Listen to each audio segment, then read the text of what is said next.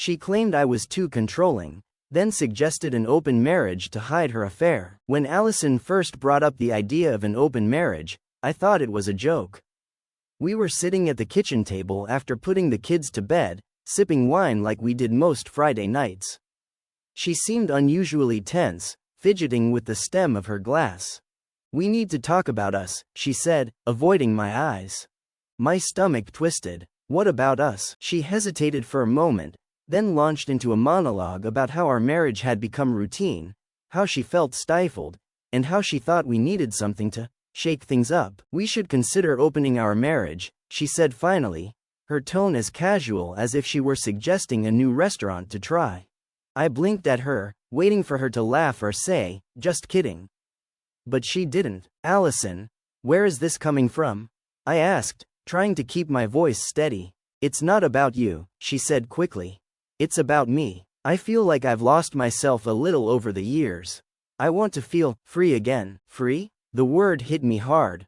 I thought we were happy, or at least as happy as two people could be after 12 years of marriage, 2 kids, and the usual stresses of life. "I thought we were a team," I said. "We are," she insisted. "That's why I'm bringing this up. I want us to grow together, not apart. This could be a way to reconnect." Her words were carefully chosen, but her tone was pleading. I felt cornered. If I refused, I'd be the bad guy holding her back.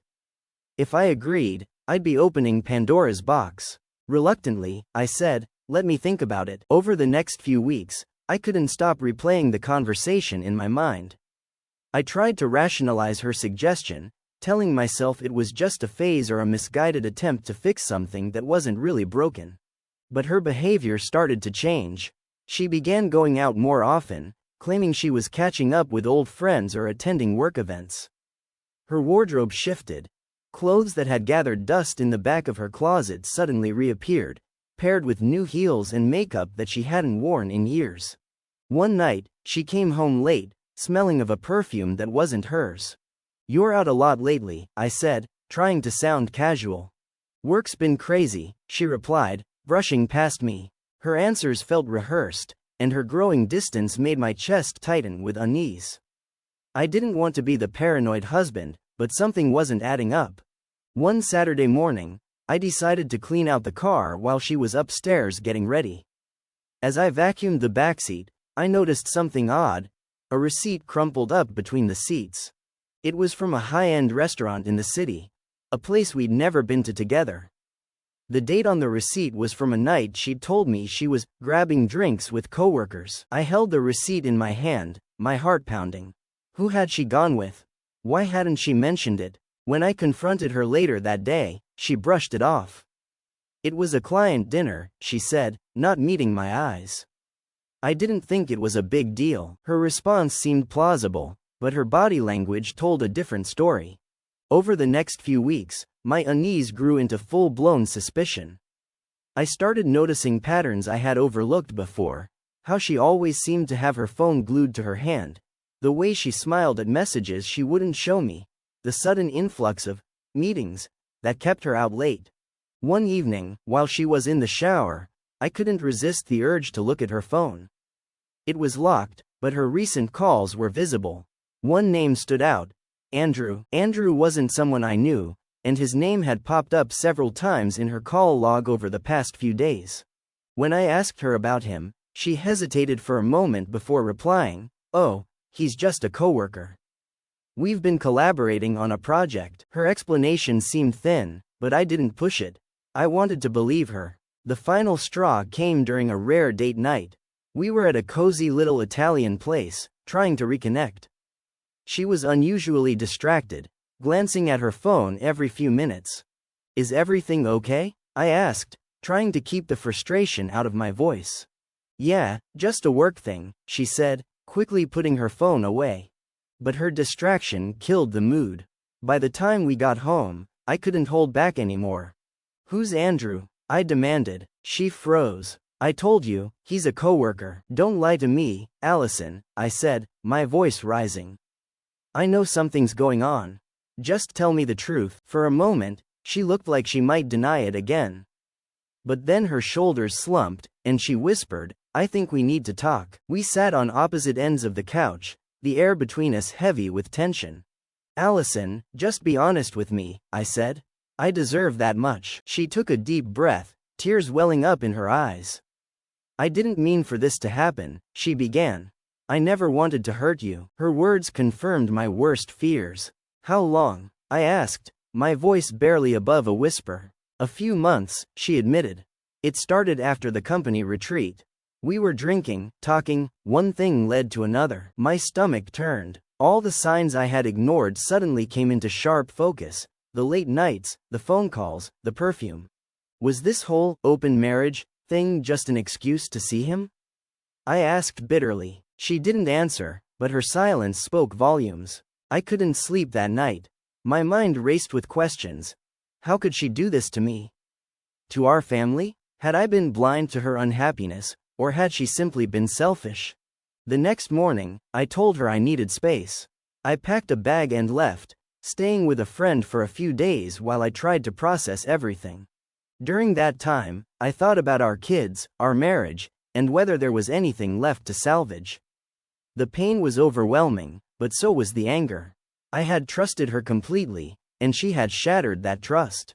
After a few days away, I returned home, not because I was ready to forgive, but because I needed clarity, for myself and for our kids.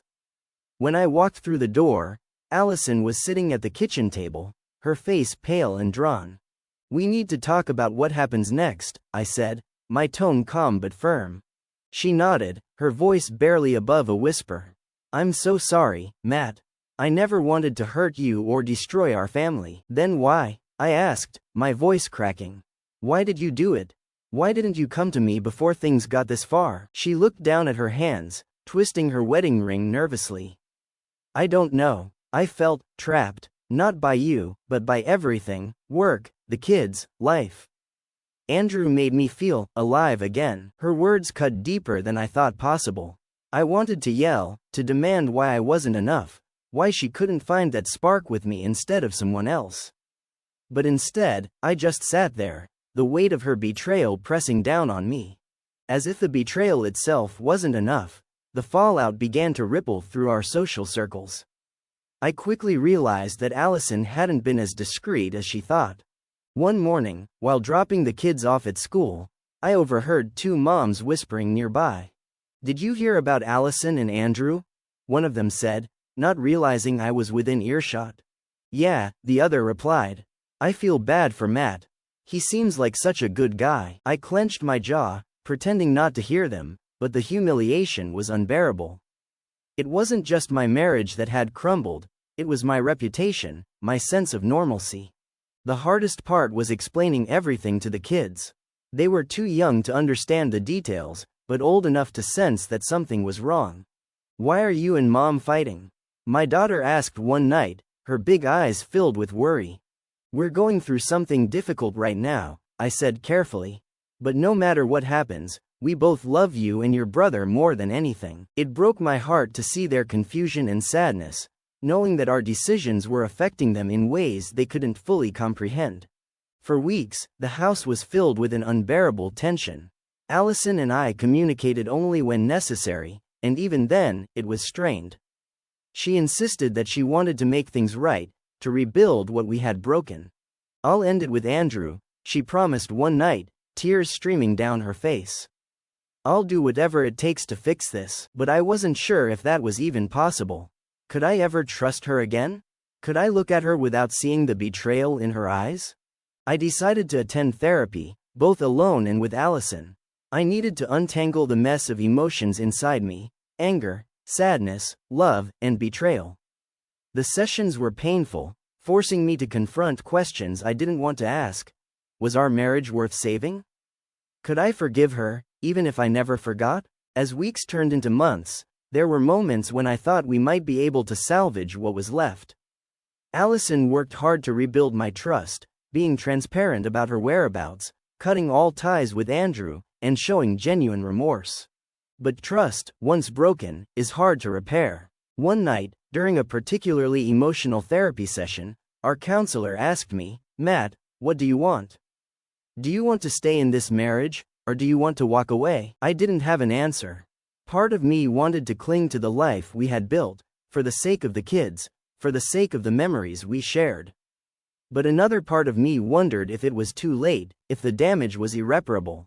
After months of soul-searching, I finally made my decision. Allison, I said one evening, sitting across from her at the kitchen table where this nightmare had begun. I've thought long and hard about this, and I think it's best if we separate. Her face crumpled, and she began to cry. Matt, please. I'll do anything to fix this. I know you're sorry, I said, my own voice shaking. And I believe you mean it. But I can't go on like this. I need to find myself again, just like you said you needed to. The words were the hardest I'd ever spoken, but as soon as they were out, I felt a strange sense of relief. The weeks that followed were a whirlwind of paperwork, difficult conversations with the kids, and moving into a small apartment. It was painful, but it was also freeing in a way. I started focusing on myself for the first time in years, picking up old hobbies, reconnecting with friends, and even joining a gym. Slowly, I began to rediscover who I was outside of my role as a husband and father. One night, as I unpacked a box in my new apartment, I came across an old photo of Allison and me from our honeymoon. We were so young, so full of hope for the future. I stared at the photo for a long time, wondering where it all went wrong. Was it the pressures of life, the routines that dulled the spark, or something deeper that neither of us could fix? In the end, I realized that the answers didn't matter as much as what I did next. I couldn't change the past, but I could choose how to move forward. And so, I put the photo back in the box and closed the lid, ready to start the next chapter of my life. One step at a time.